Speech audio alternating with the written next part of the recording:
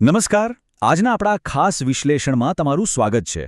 આપણે સોલાર જ્યોમેટ્રીના ટોપિકને આગળ વધારી રહ્યા છીએ અને આજે આપણે એક એવા કોન્સેપ્ટને ડીકોડ કરવાના છીએ જે દરરોજ આપણને ફીલ થાય છે, પણ આપણે ભાગ્યે જેનું ગણિત વિચારીએ છીએ. તો ચાલો ફટાફટ શરૂ કરીએ. એક સેકન્ડ માટે કલ્પના કરો.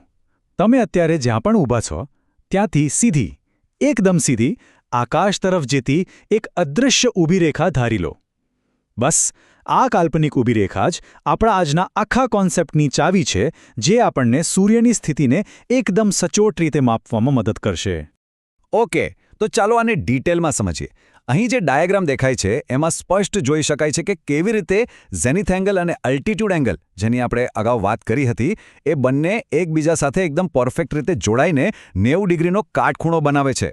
આ ખરેખર એક પરફેક્ટ જોડી છે.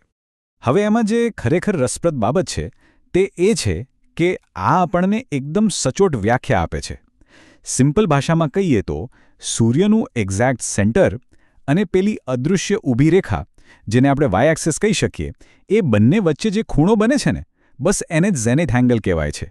અને હા, એને દર્શાવવા માટે ગ્રીક અક્ષર ઝીટાનો ઉપયોગ થાય છે.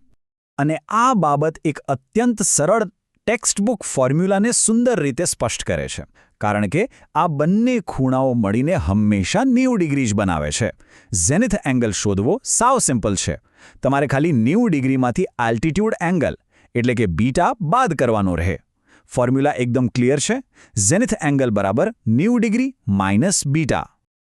ચાલો અત્યારે ભરૂચ માટે આપણી લાઈવ ગણતરી ચાલુ રાખીએ. આજે 22 મે 2026 છે અને બપોરના 12:39 વાગ્યા છે. થોડી ક્ષણો પહેલાં આપણે ગણતરી કરી હતી કે અત્યારે સૂર્યનો એલ્ટિટ્યૂડ એંગલ 80.8 ડિગ્રી છે. તો ઝેનિથ એંગલ કેટલો હશે? ચાલો આપણા અત્યંત સરળ ફોર્મ્યુલાનો ઉપયોગ કરીએ. ઝેનિથ એંગલ બરાબર 90 ડિગ્રી માઇનસ 80.8 ડિગ્રી. તો સૌથી મહત્વનો મુદ્દો એ છે કે પરિણામ અત્યારે ઝેનિથ એંગલ બરાબર 9.2 ડિગ્રી છે. નિષ્કર્ષ: 9.2 ડિગ્રીના નાના ઝેનિથ એંગલનો અર્થ શું થાય છે? તેનો અર્થ એ છે કે સૂર્ય સીધો બરાબર માથા ઉપર હોવાની જે 0 ડિગ્રી હશે તેની અત્યંત નજીક છે. આ ગાણિતિક રીતે સાબિત કરે છે કે શા માટે ભરૂચમાં મે મહિનાની આ ગરમ બપોરે સૂર્યનો તાપ આટલો તીવ્ર અનુભવાઈ રહ્યો છે. તો જોયું ને, ભૂમિતિ એ માત્ર કાગળ પર લખેલા અમુક આંકડાઓ જ નથી, પણ એ સૂર્યની ગરમીનો એકદમ વાસ્તવિક અને ભૌતિક અનુભવ છે, જે આપણે સીધો મહેસૂસ કરીએ છીએ. એટલે હવે પછી આગામી વખતે જ્યારે બપોરનો તડકો તમને ખૂબ જ તીવ્ર લાગે, ત્યારે જરાક વિચારજો કે એ જ સમયે તમારો સ્થાનિક ઝેનિથ એંગલ ચોક્કસ કેટલો હશે. આજના વિશ્લેષણમાં મારી સાથે જોડાવા બદલ ખૂબ ખૂબ આભાર. નવું શીખતા રહો.